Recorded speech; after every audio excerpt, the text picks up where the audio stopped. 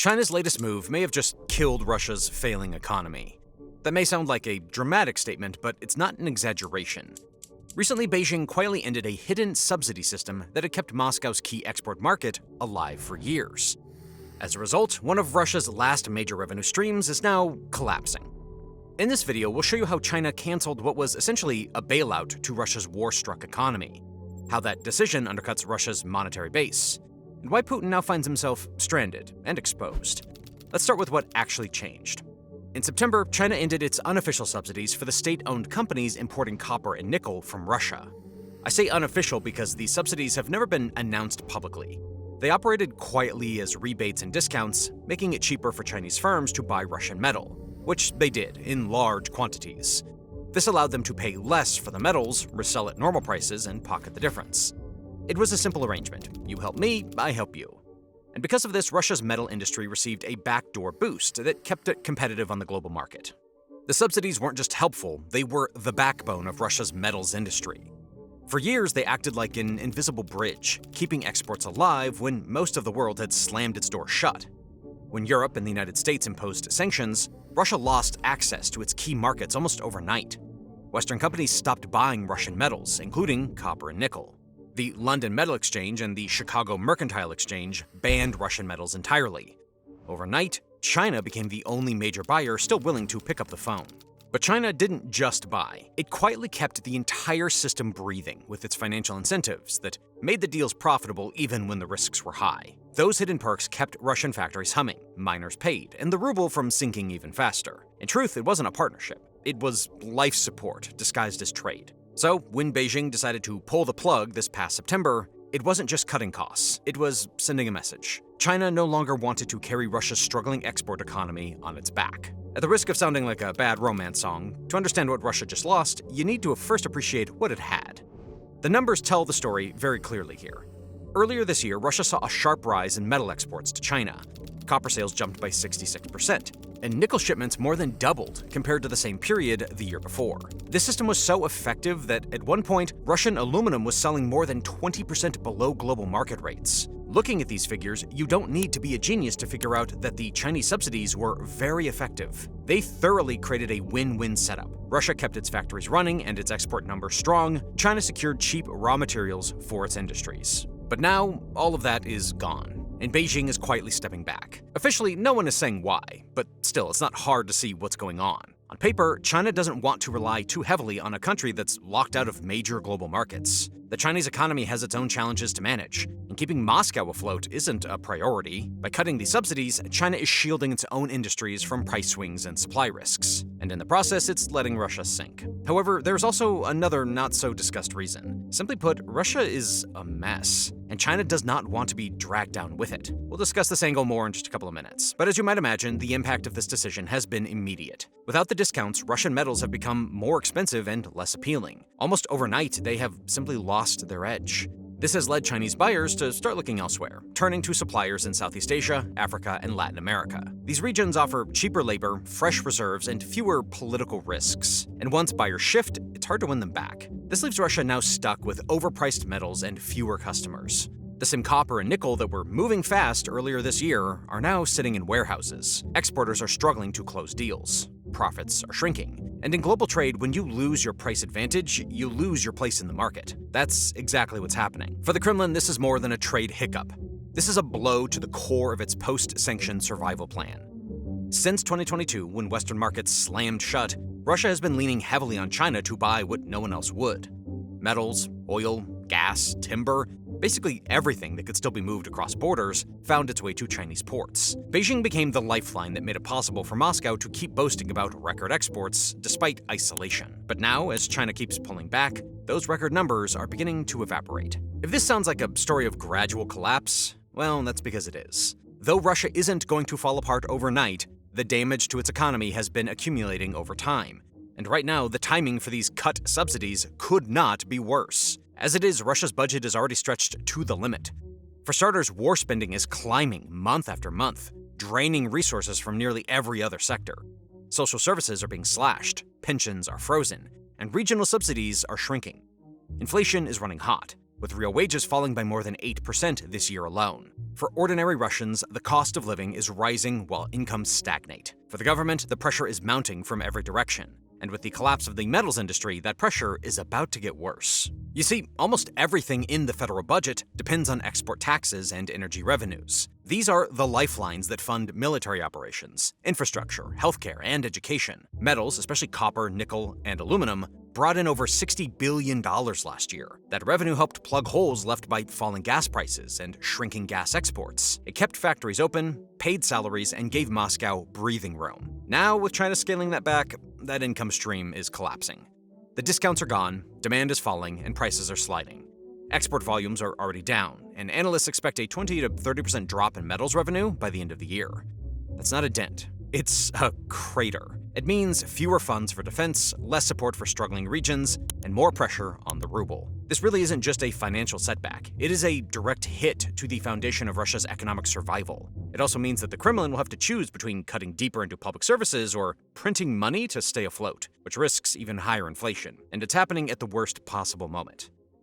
To add to that crisis, factories in the Ural Mountains, where most of the country's nickel and copper are mined, are already facing uncertainty. These towns were built around the metals industry. When demand from China slows down, as it has, workers get discharged, local economies stall, and regional governments scramble for cash. It's not a crisis that will explode overnight, but the slow squeeze is already underway. Think of it as yet another bad surprise that Moscow will be receiving in the near future. What makes this especially painful is that Russia doesn't have the tools to counter China's move. It can't impose penalties or demand renegotiations, because it's the weaker side in this partnership. And true to form, the challenges that come with this mess are also one-sided, as in China doesn't suffer at all. With subsidies gone, they can now buy metals from whoever offers the best deal. That gives Beijing leverage. And funny enough, it can still even buy Russian metals, but now at bargain prices. Russia, on the other hand, can't easily find new customers. It has now been forced into a situation where it has to offer deeper discounts just to keep shipments moving, or else it will be stuck with warehouses full of goods that it can't sell to anyone. It's a lose-lose for Moscow. Sell cheap or don't sell at all. Either way, China wins. Russia's shift in metal exports isn't just a local problem. It's shaking up global markets as well. Until recently, Russia was one of the world's top suppliers of nickel, copper, and aluminum. These metals are used everywhere, from construction to electronics, and Russia plays a big role in keeping prices steady. But now, with Chinese demand cooling and Russian exports shrinking, that balance is starting to break. Traders in places like London and Singapore are already seeing changes. In some categories, supplies are tightening, especially for high-grade nickel and refined copper. At the same time, Russia is offering lower-grade stock at discounted prices, trying to keep the cash flowing. That mix of scarcity and oversupply is making prices jump around. It's harder to predict what anything will cost next week, let alone next month. This kind of pricing chaos doesn't just affect Russia and China. It puts pressure on other producers too. Countries like Chile, Indonesia, and Peru now face unpredictable competition. Their metals are being compared to Russian stock that's suddenly cheaper, even if the quality isn't the same. That messes with benchmarks and makes long-term planning harder for everyone involved. But it's not all bad news for other exporters. Some resource-rich countries are using this moment to renegotiate deals. Buyers like China, who used to rely on Russia, are now looking elsewhere, and that gives new suppliers more leverage. Behind closed doors, contracts are being rewritten, terms are shifting, and new alliances are forming. What started as a quiet change in Chinese buying habits is now turning into a global reset in how metals are traded and priced. Now, obviously, Russia isn't happy about this. In its typical propaganda fashion, some in Moscow will definitely try to spin this as temporary, maybe calling it a technical adjustment or a policy review. But that is wishful thinking. Beijing doesn't make random moves in trade policy. Every step is strategic, especially when it involves a major partner like Russia. The Chinese government has spent years building a diverse network of suppliers across Africa, South America, and Southeast Asia. It doesn't need Russia as much as Russia needs China.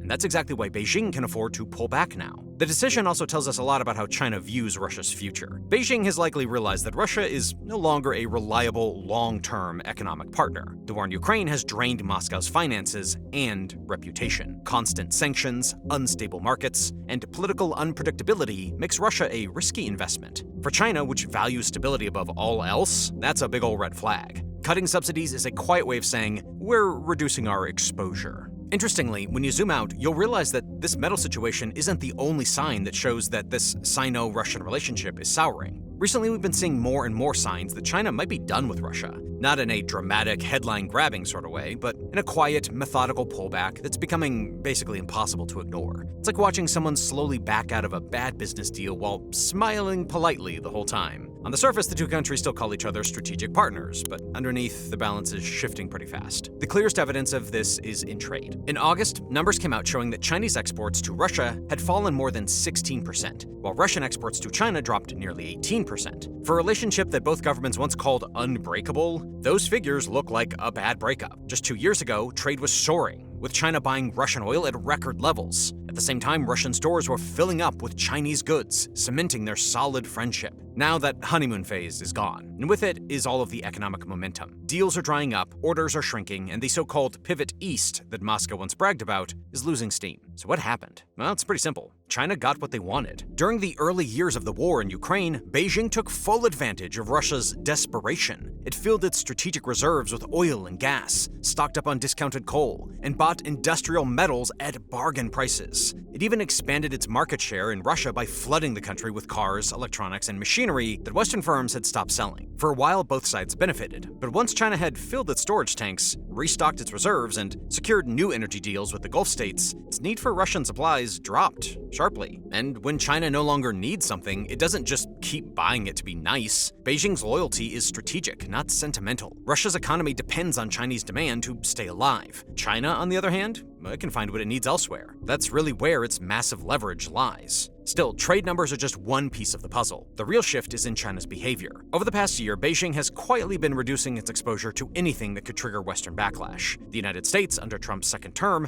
has rolled out a tougher round of sanctions, not just against Russia, but against any company that helps Moscow bypass restrictions. That includes Chinese banks, shipping firms, and tech suppliers. Trump's message could not be clearer. Help Russia, and you will pay for it. For Beijing, that's a nightmare scenario. Its economy is already under strain, with property markets collapsing, youth unemployment hitting record highs, and exports sliding. The last thing China needs right now is a financial war with Washington. So while it still buys Russian oil, it's scaling back on everything else, metals included. Deals involving machinery, electronics, and industrial parts are being quietly canceled. Major construction projects have even slowed. Chinese banks are also getting cautious, tightening the rules for Russian clients, and even closing accounts that look too risky. Overall, the whole relationship feels colder. Inside Moscow, officials are scrambling to manage the fallout. The Ministry of Industry and Trade has quietly suggested emergency tax breaks to help exporters stay afloat. At the same time, state media is trying to calm the public by saying China is simply adjusting to global changes. But behind the scenes, the mood is tense. Top executives in the metal sector have reportedly held private meetings, urging the Kremlin to push Beijing for renewed support. So far, nothing has come out of it. It's not hard to think that such meetings are being held throughout many industries between these two giants. On the Chinese side, major companies like Minmetals and Norinco are already reviewing their supply deals with Russian partners. Some future orders are being shifted to South American producers, especially in Chile and Peru, where prices are stable and political risks are much lower. These changes aren't loud or dramatic, but they're deliberate. Beijing hasn't made any public statements, and that silence speaks volumes. This isn't a misunderstanding or a temporary pause. It's a calculated move. China is protecting its own industries, reducing exposure to a sanctioned economy, and quietly stepping away from a trade relationship that no longer serves its best interests. Russia, meanwhile, is left waiting for a response that, well, is probably never going to come. And that survival instinct goes deeper than trade. Technology, the most sensitive area of all, is where the retreat is the clearest. A year ago, Chinese and Russian firms were signing deals in artificial intelligence, telecommunications, and robotics. There was talk of building new research hubs or developing shared systems, even of integrating Chinese chips into Russian defense projects. Most of those plans have now vanished. Some are on pause, others have been quietly abandoned. Why? Well, because Beijing knows how fragile its own tech sector is under Western scrutiny. The United States and Europe already sees Chinese tech giants as potential threats. If those same companies are found transferring advanced components or software to Russia, the backlash would be brutal. China cannot afford that. It's not going to jeopardize its global ambitions just to help Moscow patch together a failing defense industry that has been thoroughly exposed by Ukraine. This moment feels almost poetic. Moscow spent decades warning about the dangers of relying too heavily on Western economies. It wanted to prove it could stand on its own. Instead, it ended up even more dependent, this time on Beijing. And when that dependency stopped being convenient, China pulled the plug. It's the same story, just with a different player holding the power. China's decision to stop giving subsidies to its companies that buy Russian metals is a huge deal. On the surface, it looks like a small policy change, but it has massive consequences. However, that's not just on Russia's side. Inside China, this move makes a lot of sense.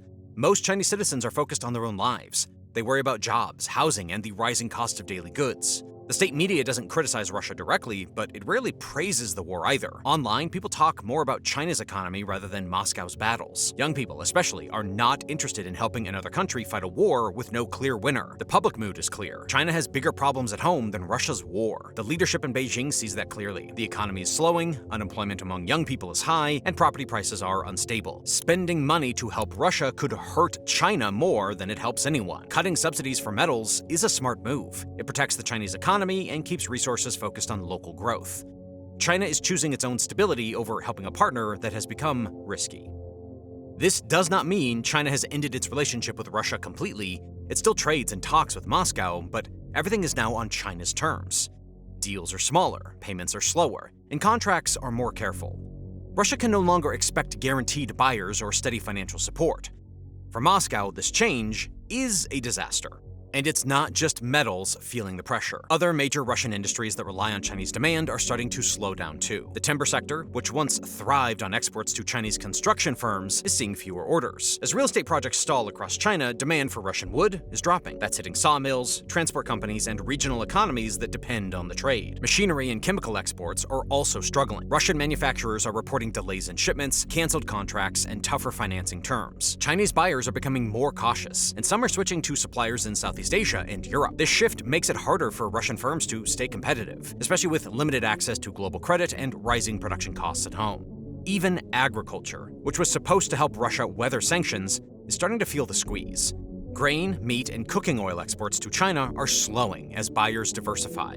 Countries like Kazakhstan, Uzbekistan, and several African nations are stepping in with cheaper alternatives and fewer political risks.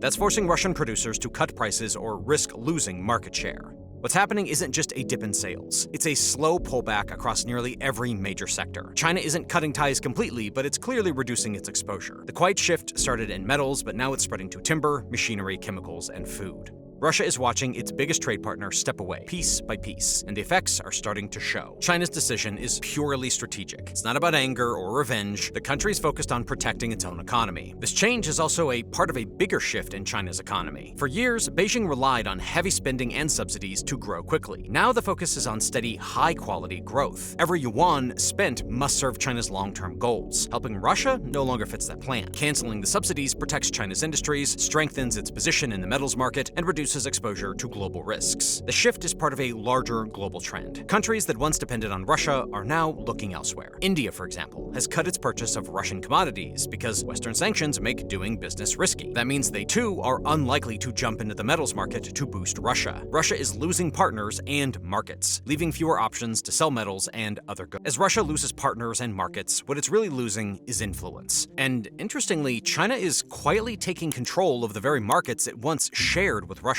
Beijing is taking advantage of Moscow's weakness, and it is moving decisively, stepping into every space Russia used to dominate. Central Asia, pipelines, railways, and industrial hubs that Moscow once controlled are now firmly under Beijing's influence. Take the Kazakhstan-China Korgos Gateway, for example. It is a massive dry port linking rail lines from east to west, and it is bustling under Chinese investment.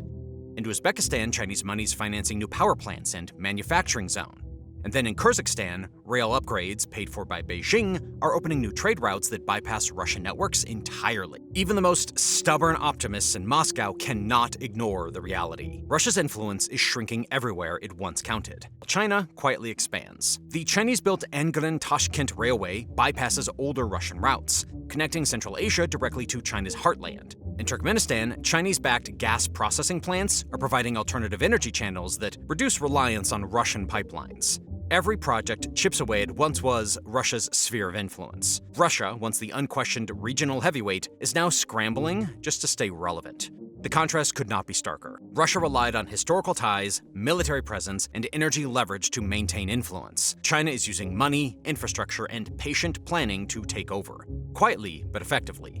Every sector where they once competed, like metals, energy, and regional infrastructure, is now tilting towards Beijing. In its current war-torn condition, Russia simply cannot match the scale or consistency. It's like watching someone try to play checkers against a chess grandmaster while sitting at a wobbly table. Globally, the consequences are brutal for Russia. Countries that once leaned on Moscow now hesitate, because Russia is struggling too. Its metal exports are shrinking, energy deals are risky, and the country can no longer offer investment or stability. Even its own allies are cautious. If Russia itself might need bailouts, who wants to take their help? This growing isolation leaves Russia exposed, dependent on a shrinking set of buyers, and forced into deals that deliver ever smaller returns.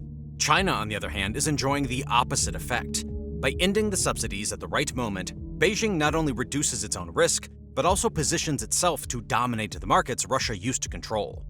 It doesn't need to make a dramatic announcement or show off military might. The effect is clear without a single headline. China gains influence while Russia loses leverage. When it's all said and done, for the Kremlin, the situation is more than an economic challenge. It's a political disaster that strikes at the very image Vladimir Putin has spent 2 decades building. The Russian government thrives on projecting strength. Every speech, every headline, every televised meeting is designed to say, we're in control. But when a foreign partner like China quietly steps away, that illusion begins to crack. No amount of state-managed press coverage can hide the math. If less money is coming in, someone in Russia is going to pay the price. And that someone is usually an ordinary citizen. Prices are already climbing in grocery stores. Imported goods are harder to find. Basic supplies that once came from Europe now arrive from smaller, more expensive markets. The ruble's decline means every imported item costs more, and wages aren't keeping up. When subsidies disappear on the export side, factories slow down, wages fall, and jobs vanish. It becomes a loop that tightens with each passing month. The Russian government will likely respond in the way that it always does, by printing money and raising taxes. That might plug holes in the short term, but it always creates a bigger mess later. Inflation will rise, again, forcing the central bank to hike interest rates.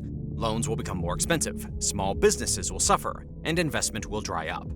It's a familiar pattern in Russia. Patch one leak, watch 3 more appear. Meanwhile, the political class will pretend everything is fine. State television will highlight new deals with countries like India, Iran, or Turkey, giving the impression that trade is booming. What they won't mention is that these deals are often small or symbolic. None of them can replace the sheer volume of trade China used to represent. Beijing was the anchor, and now the ship is drifting. What happens next inside Russia is predictable. The government will try to prop up the metals industry through domestic subsidies. This means pouring more money into companies already struggling to find buyers. Some of those funds will vanish into corruption. Others will barely cover wages or maintenance. It's like trying to keep a sinking ship afloat by bailing water with a spoon. At the same time, local economies that depend on metal production will suffer the most. Cities like Norilsk, Magnitogorsk, and Chelbyinsk rely heavily on smelting and mining. When output drops, shops close, schools lose funding, and young workers leave in search of better opportunities. This brain drain has already started, with many skilled engineers moving abroad. China's decision will accelerate that trend, and you can bet that international investors are watching all of this very closely. Even countries friendly to Russia, such as India or Saudi Arabia, see the warning signs. They know that doing business with Moscow carries growing financial risk. If Beijing, arguably the most pragmatic partner Russia has, starts cutting ties, what confidence should others have? Every investor understands that stability matters more than sentiment, and right now Russia looks unstable. Don't get me wrong though, all this chaos doesn't mean Russia will disappear.